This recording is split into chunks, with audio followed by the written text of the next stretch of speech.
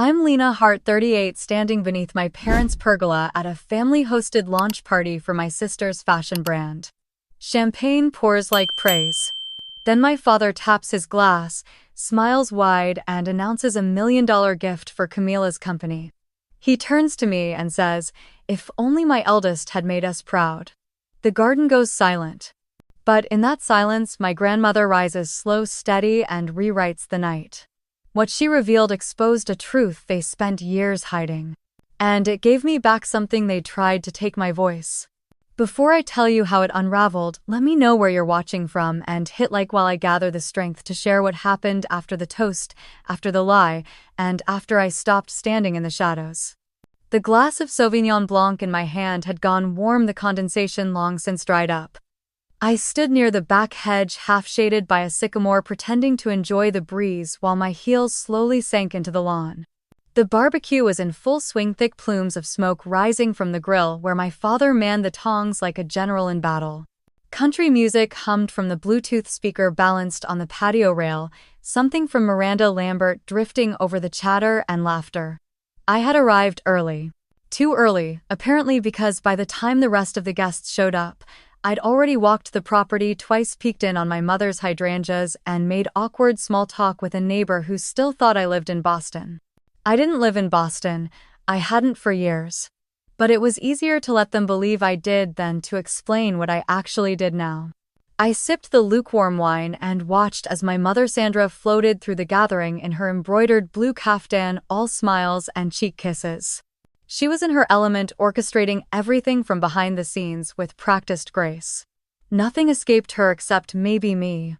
Camila stepped out just then, making an entrance like always.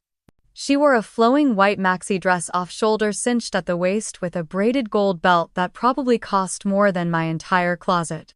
Her hair was done in those effortless waves influencers always seem to manage, and her nails gleamed with fresh polish.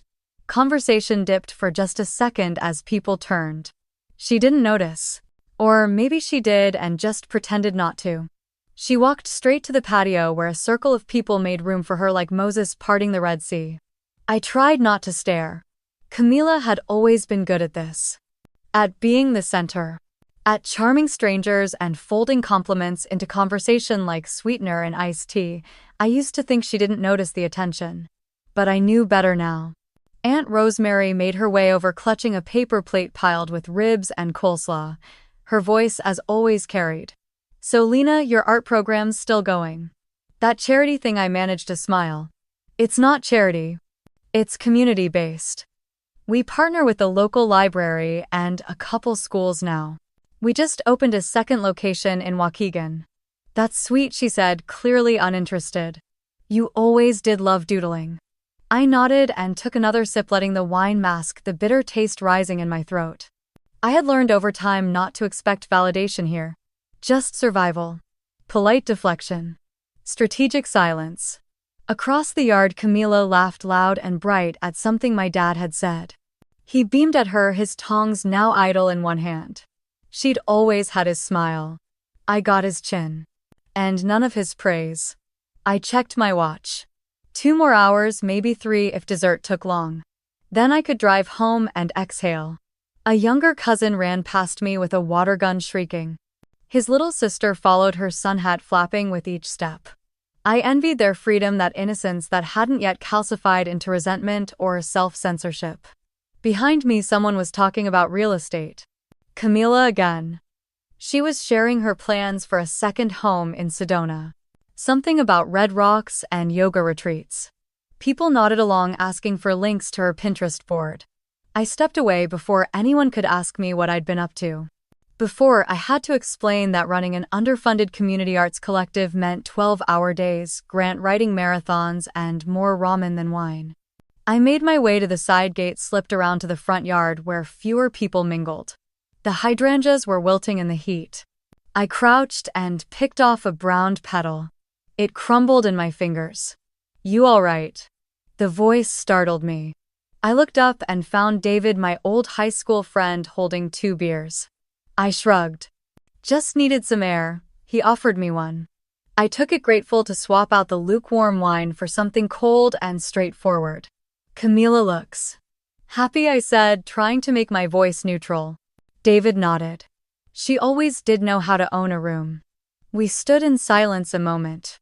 The kind of silence that had once been easy between us back when we used to sit on his porch roof and talk about what we'd do once we left this town. Funny how things circle back. Or don't. You ever think about leaving again? He asked. All the time, I said. But my name's on a lease now. And 1,000 ceramic planters. And a dozen kids waiting on Tuesday's sculpture class. He smiled at that. You're doing something good, Lena. I didn't answer. Not because I disagreed, but because I wasn't sure it mattered here. Not in this backyard, not in this family. A burst of applause came from the patio. Camila was standing on a chair now toasting something. Probably herself. I drank the beer slowly, letting the cold sting remind me I was still present. Still standing. Still here. Even if no one quite saw me. Not really. Not yet. When I was 8, Camila got a pink canopy bed with lace curtains and a dresser shaped like a dollhouse. I got a plain wooden desk and a plastic lamp shaped like a paintbrush.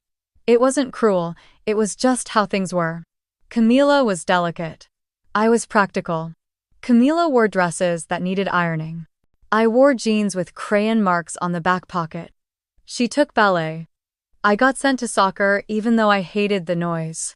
My dad, Mark, wasn't mean, just absent in a very present way. His briefcases were always polished, his cologne sharp, his schedule booked. When he spoke, it was with bullet points, not paragraphs. He didn't yell, he didn't have to. One glance over his glasses and I'd feel like I'd misstepped without even knowing how. He admired discipline. Camila memorized her multiplication tables early, so he clapped. I painted a mural on my bedroom wall, and he asked how long it would take to repaint it when I got bored. Mom, on the other hand, tried to mold me. Not aggressively, just in a steady chipping way like water against stone. She signed me up for junior Toastmasters even though I had stage fright. She picked out turtlenecks for picture day. She once told me gently that messy hair makes people think messy thoughts. I learned to smile in a way that didn't show too much of who I was. Camila's wild curls were called personality. Mine were unruly. There was only one person who didn't seem to want to fix me.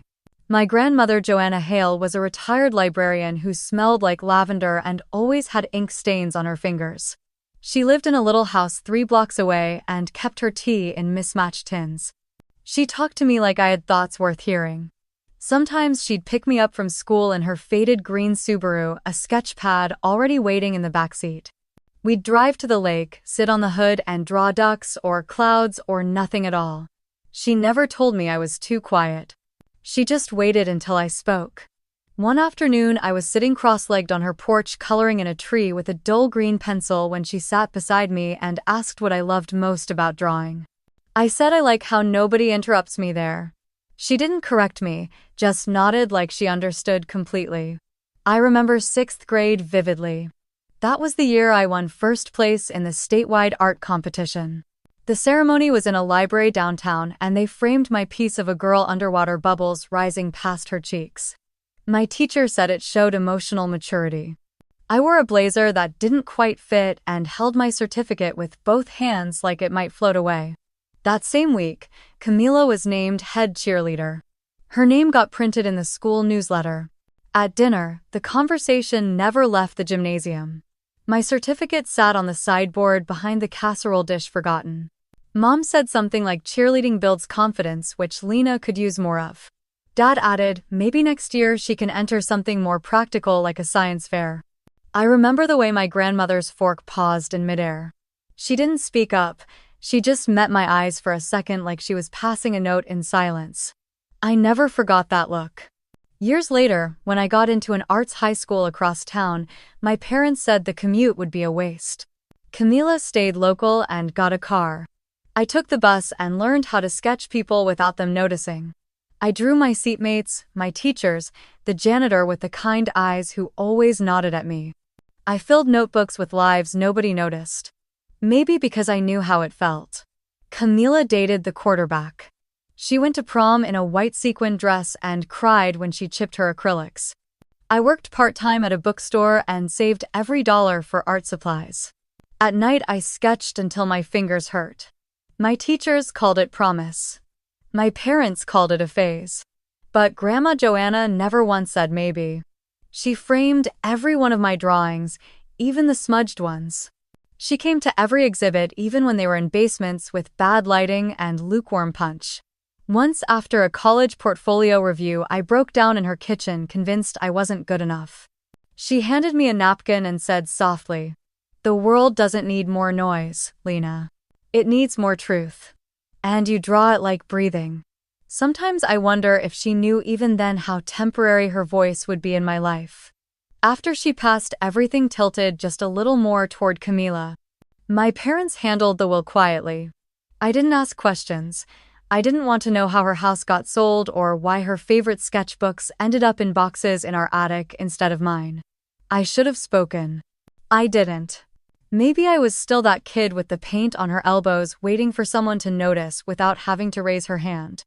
Back at the barbecue, I watched Camila twirl by the grill laughing with her champagne flute, and I felt that same old tug in my chest. Like I was breathing air no one else needed. Like I existed in the blank space between family photos. My childhood wasn't awful, it was just edited. Cropped carefully. Framed around someone else's smile. A gust of wind blew smoke toward me thick with mesquite and charcoal. I blinked against it, eyes stinging, and took a sip from my glass. It had gone warm, but I didn't care. I told myself I was only staying another hour. Long enough to say goodbye. Long enough to prove, even if only to myself, that I could stand in that space and not disappear. That I didn't need applause, just air. Just enough room to remember who I used to be before I was edited out. They served deviled eggs and cucumber sandwiches on doilies so thin they tore the second you picked one up. I kept my fingers busy breaking the crusts off one triangle after another while conversations swirled around me. Someone from the church choir asked about my job, and I gave the same polite answer I always did. Marketing. Yes, still in Chicago. No, not married. Their smile twitched. I slipped away before anyone could introduce me to the new associate pastor. Outside, the late afternoon had turned dusky pink. The breeze had cooled and the edges of my sleeves fluttered like they were reminding me to move. I walked down the sloped gravel path behind the fellowship hall past the weeping birch trees I used to sketch when I was 12. I hadn't brought a coat, so I crossed my arms and hugged my elbows more out of reflex than cold. At the edge of the lot stood my rental car parked between a pickup with a faded marine bumper sticker and someone's grandmother's dusty Subaru. I opened the door, slid into the driver's seat, and just sat. The engine stayed off. My hands rested on the steering wheel, unmoving. My reflection stared back at me in the windshield. Same face. New eyes. The truth is, I never wanted to major in communications. Not for a second. I was 17 when I got my acceptance letter to the Westbridge School of Art in Seattle. I remember running into the kitchen, barefoot, envelope flapping like a flag in my hand. My mother didn't even turn from the sink. She just asked if I'd finally made a smart choice. I hadn't. Not by her definition. She'd already mailed my application to Northwestern by then. She had filled in half the paperwork before I'd even seen it. Her handwriting always looked more official than mine anyway. She said art was a hobby, not a future. That no daughter of hers was going to starve in a studio painting sunflowers no one would buy. So I went to Northwestern. I studied public relations and branding and the psychology of color, not the kind that stains your fingers but the kind that sells products. I smiled through focus groups. I took notes on brand recall and slogan resonance. I even got good at it. My first job out of college was at a boutique agency in downtown Chicago. Glass walls. Eames chairs. Cold brew on tap. My creative director once said I had a sharp eye and an intuitive pulse. Within 2 years, I was pitching to national clients. I could package anything. A razor. A mattress. A cereal that tasted like cardboard but promised to save marriages. I almost became creative director myself after one particularly slick campaign for a beverage company. Then came the toothpaste ad. It was a glossy commercial. A little girl brushing her teeth while her mom watched proudly in the mirror. Bright kitchen, morning sun. Subtle rainbow lens flare. Harmless on the surface. But I had seen the original, an obscure ad from a small non-profit in Sweden. Nearly frame for frame the same. Our version just had better lighting and a catchier jingle. When I brought it up to my manager, she smiled and said, "Welcome to advertising." So I quit. No drama, no public tantrum. Just a resignation email sent from my phone while sitting on the train home. I didn't even wait for a reply. That was the fall I started Art Bloom. I rented out a dusty garage from a retired mechanic named Russ. Every Tuesday, I dragged bins of watercolor paper and donated paint across the cracked concrete floor. The kids came after school, half from the shelter down the block, some from families barely hanging on. I didn't care if they were good. I only cared if they felt seen. We didn't color inside the lines. We didn't even use lines. We talked about how blue could feel like falling asleep and how orange reminded one boy of his grandmother's robe. They drew dragons, invented planets, painted their dreams. I had never felt more useful. One day, my mom visited the garage unannounced. She stood in the doorway while we were rinsing brushes in mason jars. The kids were laughing. One girl had a smear of magenta across her cheek. My mom didn't step inside. She just looked around and said, "So this is what you gave everything up for?" I smiled. She didn't. She called it a phase, an empty ideal. She said I was wasting my degree, my years, my potential. That maybe if I'd stayed at that agency, I'd be somebody worth listening to by now. I didn't answer. Not because I didn't know what to say, but because she wouldn't have heard it. And now here I was. Back in town. Sitting in a car that wasn't mine. Watching the sun set over a town that had never really seen me. A place where people still thought I left because I got bored, not because I couldn't breathe in the version of life they handed me. A rectangle. That's what it always felt like.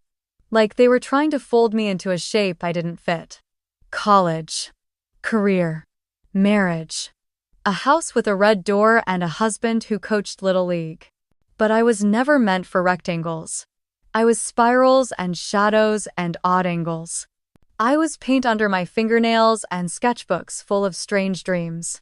And even if no one back here understood that I did, I turned the key in the ignition and rolled the windows down. The gravel crunched beneath the tires as I backed out slow and steady. I didn't know exactly where I was going. But for the first time since arriving, I didn't feel like I was running, just remembering. The call came just after 7 on a Friday morning when the sky still wore its pale winter blue and I was trying to coax the heat into my studio with an old space heater. The nurse on the line said it plainly like it was any other detail in her shift: "Your grandmother had a stroke. She's stable but nonverbal. You should come." The paintbrush slipped from my hand and left a diagonal streak of burnt sienna across the floor. The drive to the rehab center in Bellevue felt longer than it should have. I kept hearing the nurse's voice in my head, the practiced calm of someone used to emergencies. When I arrived, they had already settled Joanna into a corner room on the 3rd floor, the one with the window facing a maple tree just beginning to bud. Her eyes flicked toward me when I walked in, and even though half her face drooped slightly, she managed a look I could only describe as determined. She was still there. Still fighting. No one else came. Not Mom, not Dad. Not even a courtesy text. I stayed. I rearranged my freelance schedule, canceled the children's art sessions, and set up a folding table in Joanna's room with my sketchpad and pencils. The nurses joked that I might as well be on staff. I didn't care. Feeding her soup with a plastic spoon, learning the exact tilt of her head that meant pain versus discomfort, reading to her from the newspaper in my slowest voice. I did it because it felt like breathing. Like I owed her this oxygen. One night, maybe 10 days in, I found a small envelope tucked inside one of her knitting baskets. It was pale green, folded twice, addressed to me in her shaky script. I almost didn't open it. Something about the intimacy of her handwriting felt sacred, like interrupting a prayer. But I did. Inside it read, "One day you'll understand, sometimes silence is the sharpest answer." No signature. Just that. I read it 3 times before tucking it into the back pocket of my journal. She didn't speak for the rest of her stay, not with words. But her eyes said more than most people ever do. They said thank you. They said don't explain yourself to people who have already decided not to listen. They said I see you even when the rest of them pretend not to. After Joanna was discharged, I moved my studio closer to her townhouse in Renton. It was a dusty little space behind an old florist shop with creaky floors and a cracked window, but it worked. She would come by twice a week sometimes just to sit in the warm afternoon light and watch the way the children mixed colors without rules. Sometimes she would bring her knitting. Sometimes she would fall asleep in the armchair by the door, the soft rise and fall of her breath matching the rhythm of paintbrushes on canvas. In her presence, I never had to prove I was doing something worthwhile. I never had to explain why I chose art over a corner office, why I stayed single, why I didn't own a condo or post curated brunches online. She simply existed next to me, quietly validating every choice by showing up listening without needing to understand. That spring my paintings changed. I didn't notice it at first, but the colors grew deeper, the shapes more layered.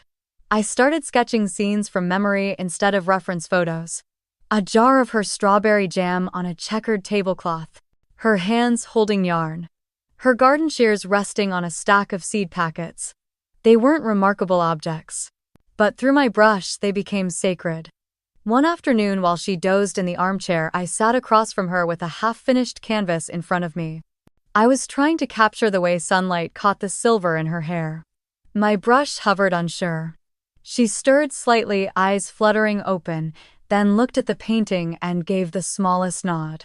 Approval. It was the last time she visited the studio. A few weeks later, she called to say she was feeling tired and would skip that week's visit, then the next, then the week after. She never said the words, but I think we both knew she was winding down. Letting go softly. When she passed, it was in her sleep in the bed beneath the quilt she had sewn the year I was born. I didn't cry right away. I just sat in the quiet of her room, staring at the small framed photo of the two of us from when I was 9, both of us covered in flour from a baking mishap, laughing. Her townhouse felt impossibly still without her. I helped with the sorting of her things, though no one asked me to. Mom busied herself with practicalities. Dad retreated behind spreadsheets and deadlines. I lingered in Joanna's closet in the laundry room that still smelled faintly of lavender, and the pantry lined with preserves she'd never get to open. In the drawer beside her bed I found another letter. Not addressed. Just left there folded once, no envelope. I knew the paper, knew the pen she used. The note was short. You already understand more than you think. Keep painting. That was all. Back at my studio, I cleared a space by the window and placed the letter in a small frame. The chair she loved still sat there, empty but not vacant. I left it as it was. It didn't feel like a monument, more like a promise. Some days I still think I hear her hum as I work. I let it happen. Let the silence stretch between brushstrokes like punctuation. Like prayer. The grill sizzled louder as more steaks hit the grate, sending smoke curling into the air like a second canopy above the backyard. Somewhere near the patio, someone had started a playlist of summery pop songs, the kind that always sounded faintly nostalgic even if you'd never heard them before. Kids ran barefoot across the lawn. A couple of college friends clinked beer bottles. The world buzzed with life, with celebration, with the kind of ease I hadn't felt in years. I stood under the cedar pergola, clutching a glass of lemonade I hadn't taken a sip of. My hand had started to ache from how tightly I gripped it. Camila laughed from somewhere behind the rose trellis, her voice floating over like confetti. She stepped into view moments later, radiant in a flowing white jumpsuit that caught the golden hour light just right. Her curls bounced as she waved to everyone.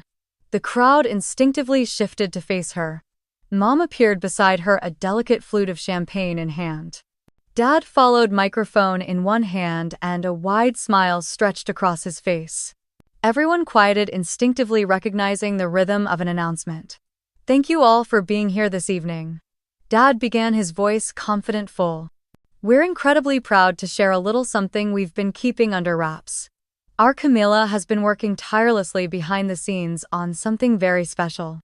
Mom placed a hand on Camila's shoulder, her eyes misting over slightly as she smiled toward the crowd. This fall she'll be launching her very own fashion line. A bold modern collection that blends sustainable design with the heart of downtown San Francisco. There were cheers.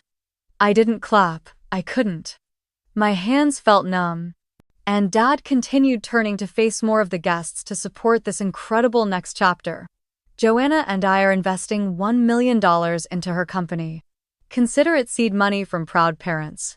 Applause erupted like a firework. Some people whistled. Others clapped with both hands over their heads. Camila feigned modesty, putting her hand to her heart and mouthing, "Oh my God." She looked like she belonged there. Like that space had always waited for her to fill it. I took a step back into the shadow of the pergola, my back pressing against one of the wooden beams. I felt small. Smaller than I had in years. Smaller than when I left home at 22 with my backpack and $76 in a chipped wallet. Smaller than when I sat beside Grandma Joanna's hospital bed at 2 in the morning humming her lullabies back to her. Smaller than when I watched Camila graduate in a dress I had stitched for her uncredited unmentioned. It wasn't the money. It wasn't even the business. It was the ease with which they gave it. The ease with which they claimed her. Promoted her, celebrated her. I felt like I was watching a different family. Or maybe I was just the static in the background of their highlight reel. Dad raised his glass, to Camila, the daughter who never stopped surprising us. And then it happened. He turned. Not toward Mom. Not toward Camila. Toward me. He said it lightly, like it was funny, like it would land like a joke that made everyone smile. "I just wish our eldest had made us this proud once upon a time." There was a pause. Not the good kind. The kind where air becomes thick. Where laughter dies in people's throats. Where people pretend they didn't hear what they just heard. Camila's smile faltered. She looked toward me, lips parted unsure.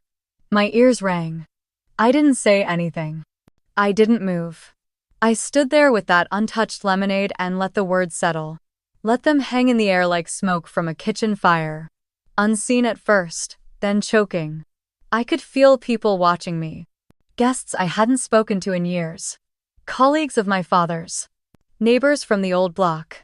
Friends of Camila's who only knew me as the older sister who painted weird murals and skipped Christmas last year. I swallowed. Don't cry, don't defend.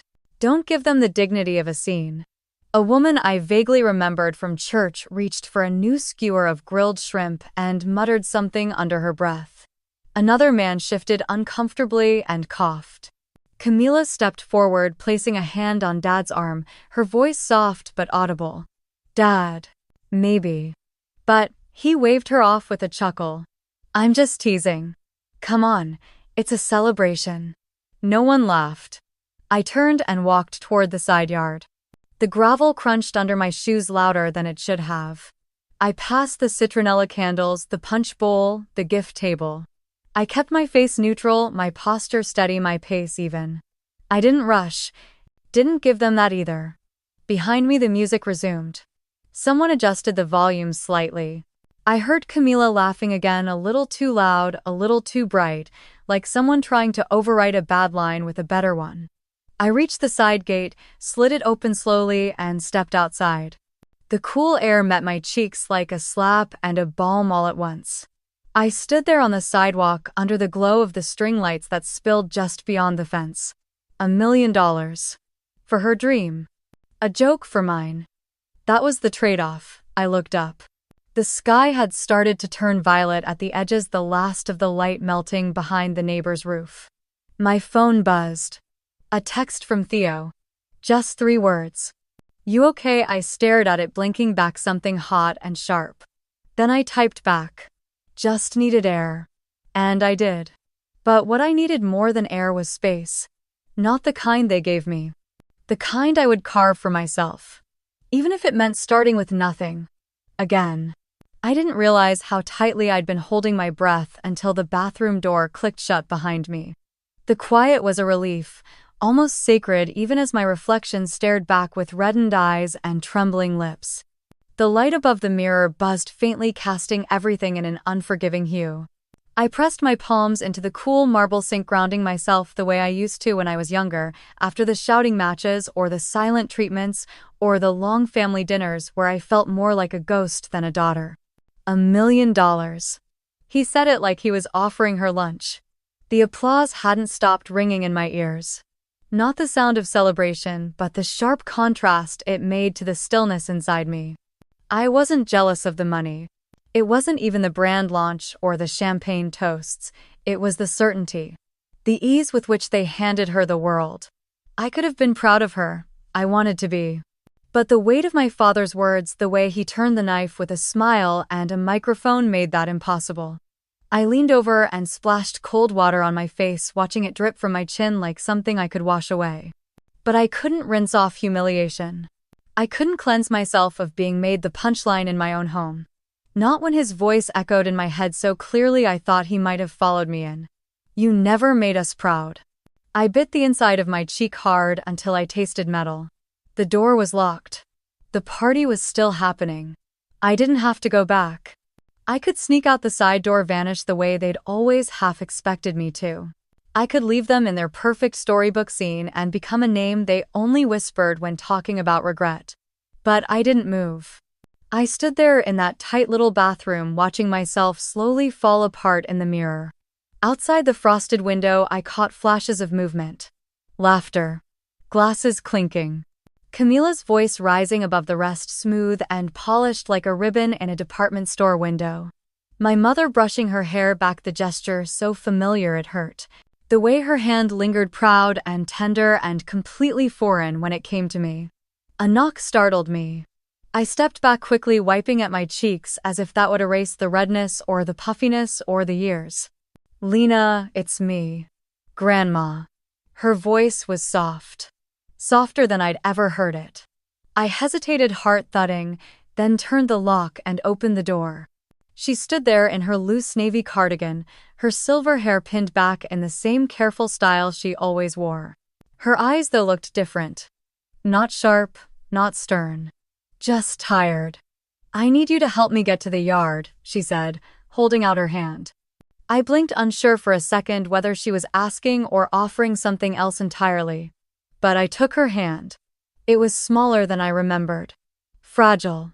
Her fingers curled into mine like muscle memory. She leaned on me as we made our way down the hallway, past the framed photos of Camila's graduation and the family vacations I was cropped out of. I didn't ask her why she wanted to go out there now, not when the whole crowd was still basking in Camila's golden hour. I just followed her pace, steady and slow. You okay? I asked gently.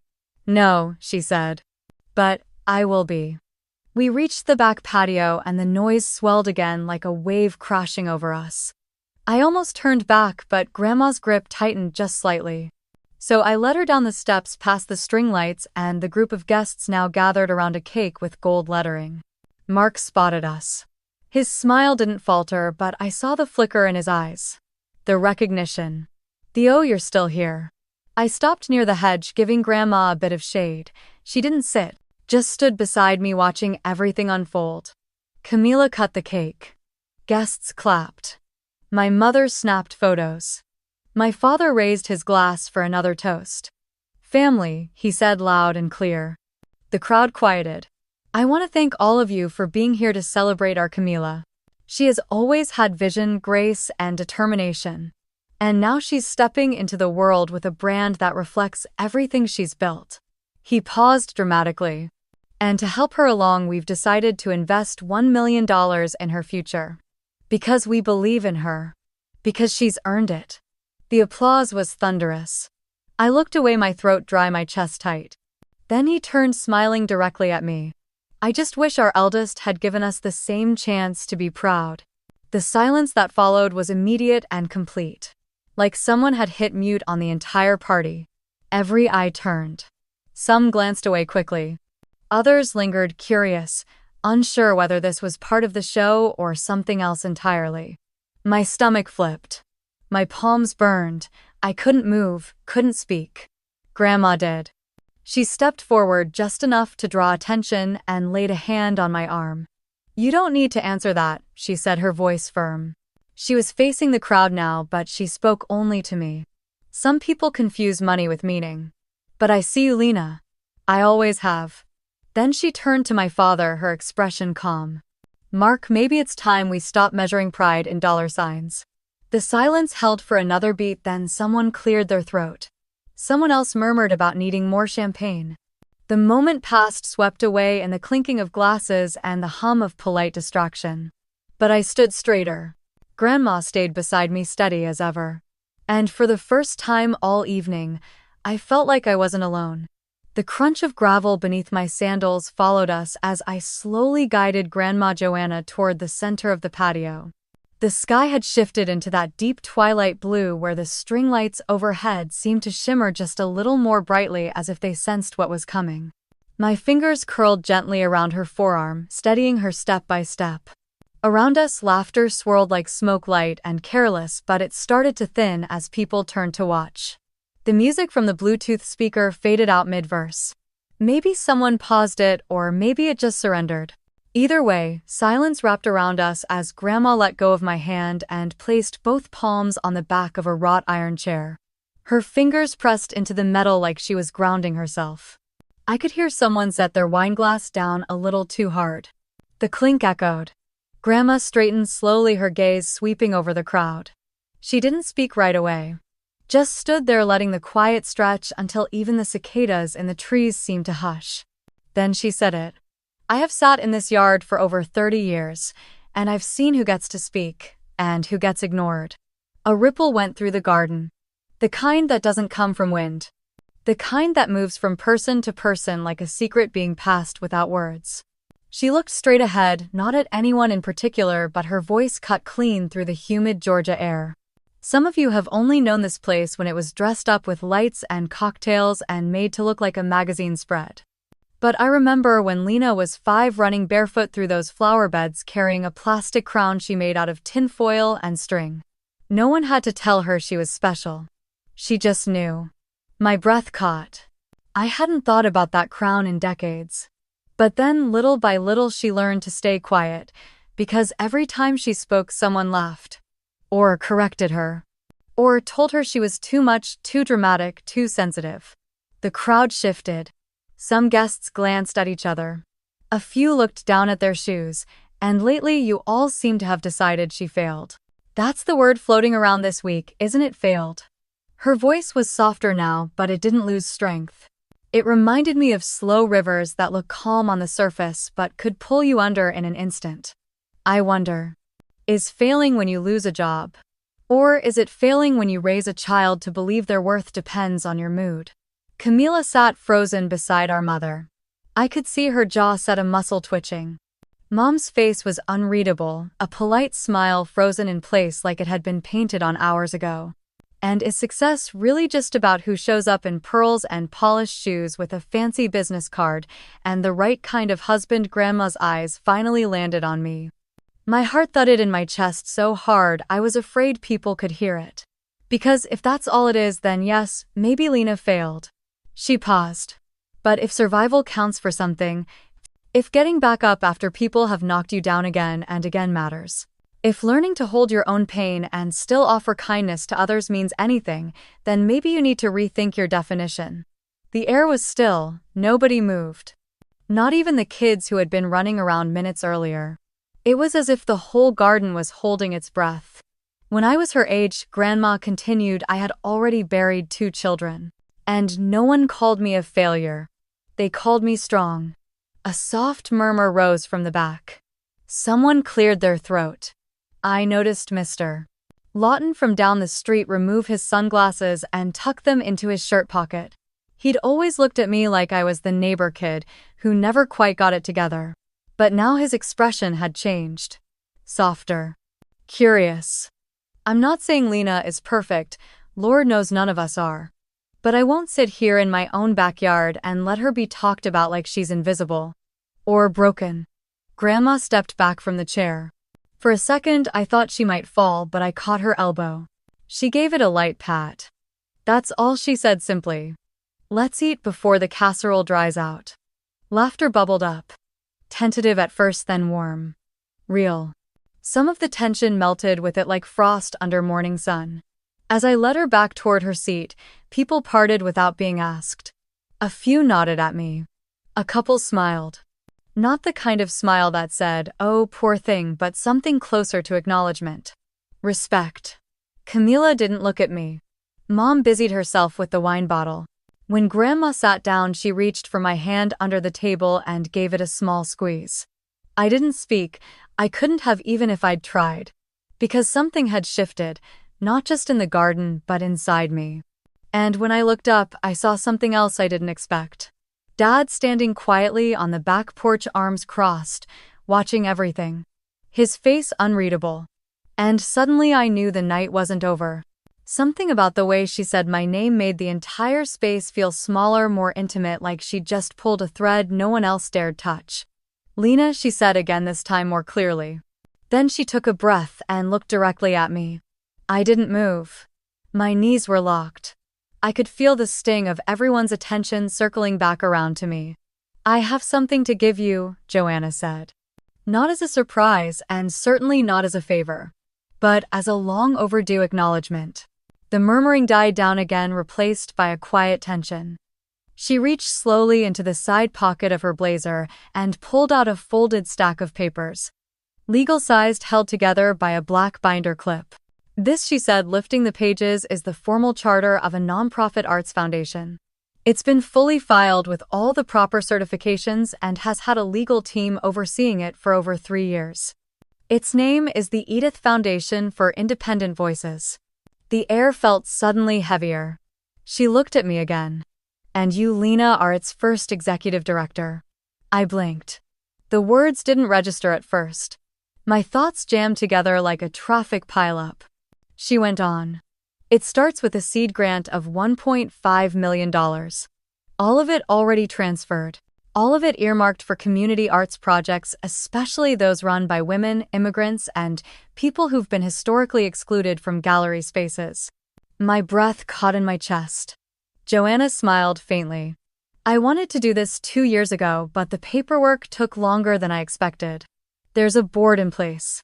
Independent and not connected to me or the family trust. The financials are publicly available. Audited annually. It is legally incorporated under the federal tax-exempt status for charitable organizations." A small ripple passed through the crowd. The older man sitting next to my father leaned forward slightly, maybe recognizing the weight of what had just been said. $1.5 million wasn't pocket change. Not in this family, and definitely not in the world I came from. I looked at Joanna, trying to read if this was another test. Another public performance wrapped in a beautiful bow. But she seemed calm. Grounded. "This is not a prize," she said, her voice firm but clear. "And it's not a gift. It's what should have been yours years ago, in support, in resources, in belief. This is my attempt to begin righting what was wrong." There were no applause, no polite clapping. Just stunned silence and the occasional shuffle of a foot on stone. From somewhere behind me, I heard someone whisper, "Did she just say foundation?" I took a step forward. My hands trembled slightly at my sides. I felt like the air might press me flat if I didn't keep moving. Joanna looked at me as if asking for permission to keep speaking. I nodded once. "I have spent years watching the women in this family hold their breath to keep the peace. I've watched silence masquerade as grace. That ends tonight. This is a beginning, Lena. Not an end. The work is yours now." She handed the folder to Lena, who stepped forward without hesitation. She didn't hesitate, I did. My fingers brushed the edge of the folder. It was heavier than I expected. Denser, maybe from the weight of everything it represented. Not just funds or titles, but recognition. I cleared my throat, not sure what to say. "Joanna," I began, then stopped. She tilted her head, waiting. "Thank you doesn't feel like the right word. Not because I'm not grateful, but because what you've done here feels corrective. Not kind." She smiled faintly. "Then we're on the same page." I looked down at the folder again. Inside, I could already picture pages of legal language, mission statements, maybe even my name typed neatly under a list of officers. "You did all this. For me, I did this because you deserved more than we gave you. You've always deserved more." I felt something shift in me. Not quite forgiveness, but space. From the far side of the garden, my mother sat still, her hands curled tightly in her lap. She hadn't spoken. My father looked vaguely uncomfortable, staring at the flames in the centerpiece like they held the answers. The guests looked lost, like they didn't know whether to return to their wine glasses or remain in witness to something fragile. Lena, Joanna said again, softer now. You are not invisible, not to me. Not anymore. I exhaled. Long, quiet. And for the first time I felt like I was standing in my own name. There were no cheers, no champagne toasts. But as I held the foundation documents in my hand, I felt the cool edge of something real. Not performance, not drama. Just presence. And it was enough to carry me through the next breath. And the next. The night wasn't over. But it no longer belonged to the past. It belonged to what came after. By the time I woke up the next morning, my phone was already humming. Messages, missed calls, mentions. The clip of my mother at the gala had gone viral. Someone had filmed her entire speech, zooming in just as she said, "It's not a reward, but an apology." The video had hit over 2 million views in 12 hours and was still climbing. People were tagging me in everything. Tweets, TikToks, comment, threads that read like redemption arcs. Some called her brave, some called her overdue, but most of all they were talking about me. Lena Riley. The daughter who was always in the background, now suddenly the center of something. I turned off the notifications. I needed coffee. And silence. And maybe a moment where I could sit with the fact that someone finally saw me and didn't flinch. The kettle hissed in the quiet apartment while I stared at my inbox. Among the PR requests and congratulations was one name that made my stomach drop. Tracy Morgan. Tracy and I had met in undergrad, both interns at the same local magazine. She went the journalism route. I went the nonprofit path.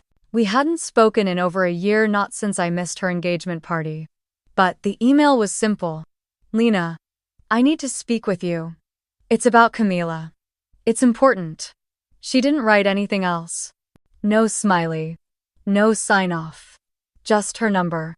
My fingers hovered over the keyboard, then backed away. I grabbed my phone and called. She answered on the first ring. Lena, she said immediately, are you alone? I nodded, even though she couldn't see me. Yeah, I'm home. What's going on? I just got an anonymous tip, Tracy said, and you're not gonna like it. I sat down slowly. Okay, talk. She took a breath. Do you remember Camila's startup, the one she opened in Palo Alto back in 2020? I felt my shoulders tense. Barely. It folded in like a year. That's because it wasn't just poor timing, Tracy said. According to this email, there was an internal investigation for financial misconduct. Someone had flagged inconsistent expenditures. Personal travel disguised as business, inflated invoices, money funneled into ghost contractors. I closed my eyes. And the board was about to go public. But her parents stepped in. They used leverage with a venture partner to absorb the company quietly and bury the records. Camila was never formally charged. The whistleblower got a severance and an NDA. My mouth felt dry. Are you sure this isn't a smear? That's why I'm calling, she said. I checked the metadata. The documents attached internal memos, dated financial reports, even a scanned HR letter marked confidential. They look real. I'm verifying with a source now. But Lena, what you need to be ready. If this breaks publicly, it's not just about Camila, it's about how your family operates. I exhaled through my teeth. I need to think. I didn't hang up right away. Tracy waited. But I said nothing more. When the line finally went dead, I sat at my kitchen table with my hands clasped tightly together like a prayer I wasn't sure I believed in. My family had always drawn lines between public and private. Keep the shine, hide the mess. Camila had always danced between the two worlds like it was natural. Maybe that's why she looked so flawless in every magazine feature. Maybe that's why I never trusted mirrors. I thought of the foundation. The trust, the funding, the paperwork. All mine now, at least on record. But if this story exploded, would it pull me in too? I opened my laptop. Searched. Dug deeper. The company Tracy mentioned had barely any presence online. No LinkedIn history for Camila between 2020 and 2021. Just a vague blip on an archived funding tracker, seed closed, acquirer undisclosed. Buried. But not erased. The next morning, Tracy published the article. Headline: Hidden Scandals in Silicon Sisters Camila Riley's Startup Secrets. It wasn't accusatory, not directly, it posed questions. Cited unnamed sources. Included redacted documents that looked just incriminating enough to start a storm but not end it. The fallout was immediate. Comments flooded in. People reposted the video from the gala with captions like, "Did she know?" and "Turns out apologies come with interest." Camila didn't respond. Neither did my parents, but their silence was louder than any press release. By midday, an op-ed followed. Then a podcast breakdown. Then a LinkedIn essay titled "The Cost of Pretty Narratives." And suddenly, I wasn't the only Riley sister people wanted to hear from. That evening, my phone rang again. This time, it was Camila. Her voice was tight-clipped. "Did you know I didn't pretend to misunderstand? About the startup, you could have warned me," she said. "You let me walk into that room while the internet was sharpening its knives." I let out a bitter laugh. "Camila, I found out yesterday." From Tracy. Her breath caught. "So you didn't leak it?" I could barely form the words. "You really think I'd risk my own name to get back at you?" There was a long pause. "I don't know what you'd do anymore." "Then maybe you never did." She didn't reply. I waited. Then said softly, "Camila, you built a life on glass and mirrors. If it's shattering, maybe don't blame the light." She hung up. That night I sat alone in my living room, the television muted, the world buzzing outside my window. I didn't ask for this spotlight. I didn't stage any revenge. But maybe, just maybe, the truth has a way of showing up when it's tired of being buried. And if this was only the beginning, I wasn't running. I wasn't hiding. I was watching. Carefully, quietly, steady as a fuse, waiting to see what caught fire next. The calls started just after 7 a.m. First, it was my mother, then my father. Then both of them together from the landline, which they only used when the situation was serious enough to warrant a united front. I didn't answer any of them. They left 3 voicemails between them, all variations of the same plea. Don't talk to the press. Don't confirm anything. Don't embarrass the family. Let things settle down. I stood in the kitchen of my apartment in Astoria, staring at my phone on the counter as it buzzed again and again. I didn't touch it. I made coffee instead, slow and deliberate, watching the dark liquid drip into the pot as if the rhythm of it could steady my thoughts. By the time I sat at the table with my mug, the messages had stopped. In their place came a single text from my mother. "Please, Lena, for the family's sake. For Camila." There was a time when that might have worked on me. When I still believed keeping quiet was a kind of protection. That silence was loyalty. That being the older sister meant absorbing the damage to shield the others, but that time had passed. I pressed the side button and shut my phone off completely. That afternoon, Joanna came over. She brought her briefcase and her resolve. She sat across from me on the couch, her expression unreadable as she opened the leather folder and slid a crisp paper across the coffee table toward me. It was a formal letter, typed, signed, and dated. It announced that all public and legal communications regarding the Elysian Women's Fund would now be handled by Caleb Reyes, a senior partner at Reyes and Montgomery Law in Manhattan. Joanna folded her hands. "This is to make sure you're protected. The fund is operating under full legal compliance. Caleb will handle any inquiries going forward." I looked at the letter, then back at her. "And Camila?" Joanna hesitated, then said, "She's navigating this in her own way." I nodded slowly. "Right. Of course she is." Joanna stood, adjusted her blazer, and said, "You did what you had to do. I respect that." But she didn't sound like she meant it. She sounded like someone putting out a fire before it spread further into her domain. The next knock came just after sunset. It was Camila. She looked nothing like the woman who'd posed with champagne flutes and choreographed speeches. Her hair was pulled back messily and she wore a loose hoodie and leggings, no makeup. Her eyes were puffy like she hadn't slept. I didn't invite her in. I just stepped aside and let her walk into the apartment she hadn't set foot in for nearly 2 years. She didn't sit.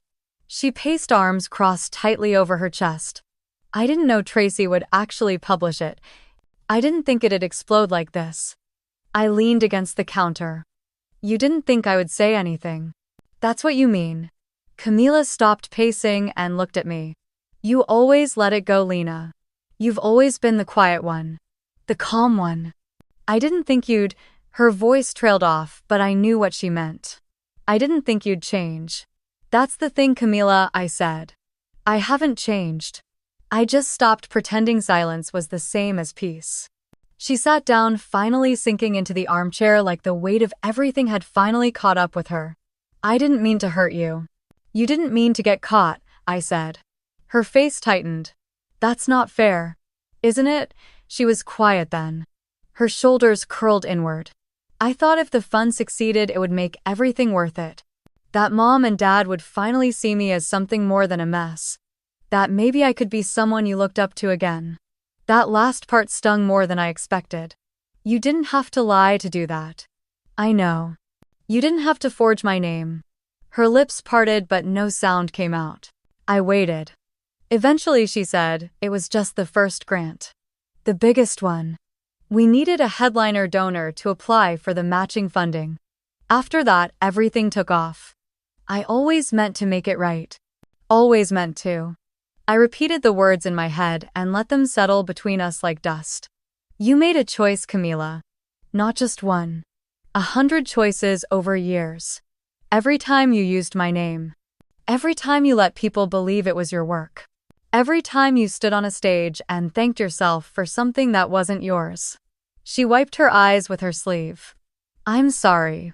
I believe you, I said, but it doesn't fix it. She looked up. So, what happens now, I don't know. Will you tell them more? I already told the truth. Whatever happens after that isn't up to me. She stood then like something in her had broken just enough to force movement. I thought you'd always protect me. I did. She opened her mouth, maybe to argue, maybe to cry, maybe just to ask for something I couldn't give anymore. But I walked to the door and opened it before she could say anything. She stood there for a moment. Then she walked out. I locked the door behind her and leaned against it. Not with anger, not with relief, but with a kind of finality I hadn't felt in years. We pulled the dust-covered tarp off the old warehouse door as the spring wind swept through Lincoln Park carrying the smell of damp wood and blooming dogwoods. The building creaked like it hadn't been touched in decades, but beneath the rust and decay I saw something I hadn't in a long time. Potential. Not for profit, not for glory. Just something that could belong to people like me. Like the girls I once mentored at the high school down on Sheffield. The ones who didn't think they belonged in galleries or theaters because no one had ever told them they could. Micah was beside me, clipboard in hand, calling out measurements. Danny, who had joined our team after working with a youth orchestra in Pilsen, recorded footage for our first grant proposal. Inside, the space looked like a forgotten relic from a world that had long since moved on. Concrete floors, shattered skylights, walls layered in graffiti and mildew. But we didn't flinch. We were used to starting from scratch. Caleb arrived mid-morning with coffee and an industrial contractor who had ties to the community. No one here wanted a high-rise. They wanted a place to gather, to create, to remember. I could see the excitement in their eyes when I showed them the sketches we had drafted: a black box theater, an open gallery space, a recording studio tucked behind reclaimed wood walls. It wouldn't be shiny, it wouldn't be polished, but it would be ours. Later that afternoon, as the sunlight filtered in through broken glass panes, I set up my laptop on a stack of paint cans and opened our first press interview request. A local reporter from WGLC had emailed to schedule a feature. I nearly deleted it out of habit. But then I remembered something Joanna once told me. If they're going to write about you anyway, make sure it's in your words. We arranged to meet outside the building a few days later. The sky was clear and the scent of fresh asphalt lingered from roadwork nearby. The reporter, a woman named Carmen with curly hair and scuffed Converse, asked the usual questions about our mission, our timeline, our budget. But then she leaned in and asked, "So, Lena, what does success look like to you?" I paused, brushing dust off my jeans. The wind tugged at my jacket. And for once the answer came easy. Success is when you no longer need permission to create something good. She smiled, nodded, and scribbled in her notebook. The story aired 2 nights later, right after the evening news. Joanna watched it on her tablet in California. She called me the next morning, her voice raspier than usual but steady. "I saw the piece. You were poised, clear, strong." I swallowed, unsure how to respond. There had been a time I would have waited for her approval, craved it like air. But now I just said thanks for watching. She asked to see the plans again. I sent her a revised blueprint, and she spent the next 30 minutes on Zoom giving notes, pointing out structural issues I hadn't caught. It felt strange, like we were collaborating. Like we had returned to something halfway familiar, except the ground rules had changed. This time I didn't shrink.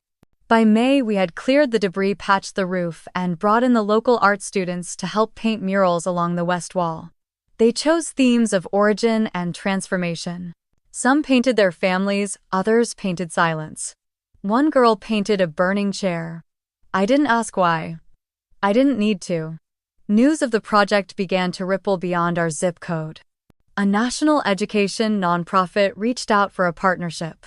A city council member invited me to speak at an upcoming forum on community renewal. And a retired music producer from Atlanta emailed to donate vintage equipment for the recording room. People started calling the warehouse the Echo. A name chosen not by me but by a high school senior who said every city needed a place to hold the sounds people forgot. The name stuck. One afternoon after a site meeting, I walked down the alley behind the building and stopped to watch a group of kids rehearsing a spoken word piece near the loading dock. Their words cracked the air open like lightning. I leaned against the brick wall and let myself listen, really listen. It struck me then. All the years I had spent begging for a seat at tables I never built. All the ways I contorted myself to be palatable, to be digestible, to be what they could stomach. And here in a forgotten warehouse with no chairs, I had finally found something better. Not a seat, but ground to stand on. One night, Caleb and I sat on folding chairs in the unfinished gallery eating takeout from a taco truck parked down the street. He looked around and said, "It's happening, Lena. Whether they like it or not." I smiled at that. Not because it felt like a win, but because it didn't have to. It just felt right. We didn't build the Echo to be loud. We built it so that quiet voices had somewhere to go. Somewhere to be heard. And maybe for the first time in my life, I wasn't afraid of what they'd say when they finally spoke. 3 months later, I was sitting on the edge of my childhood bed in Willow Creek, looking down at a folded piece of paper I couldn't bring myself to open. My mother had found it in Joanna's nightstand. It wasn't labeled, just my name on the front in her familiar cursive. I knew the letter wouldn't change anything, but still I waited. Joanna passed away in her sleep. Peacefully, the hospice nurse said, like someone who had finished her work. We held a small service in the garden behind her home. No fanfare.